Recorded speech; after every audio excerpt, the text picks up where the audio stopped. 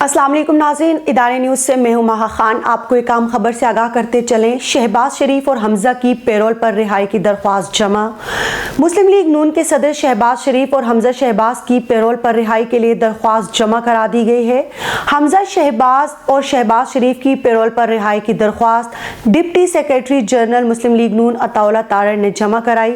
درخواست میں استدعا کی گئی ہے کہ بیگم شمیم اختر کی تدفین کے لیے شہباز شریف اور حمزہ شہباز کو پیرول پر رہا کیا جائے۔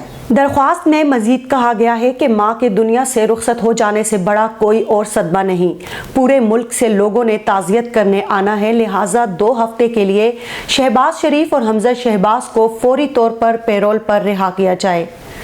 پاکستان مسلم لیگ نون کے قائد و سابق وزیر اعظم نواز شریف اور شہباز شریف کی والدہ شمیم اختر گزشتہ روز لندن میں انتقال کر گئیں۔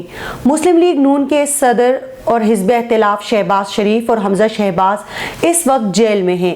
سابق وزیر اعظم نواز شریف کی والدہ بیگم شمیم اختر کی نماز جنازہ شریف میڈیکل سٹی میں ادا کی جائے گی، جبکہ مرحومہ کی تدفین جاتی امراء میں میاں شریف کی قبر کے قریب مختص جگہ پر کی جائے گی۔ جی ناظرین، تو یہ تھی اب تک کی تفصیلات۔ مزید خبروں اور ویڈیوز کے لیے ہمارے چینل کو سبسکرائب کرنا مت بھولیے گا، ویڈیو کو لائک، کمنٹ اور شیئر کرنا مت بھولیے گا۔ Stay tune.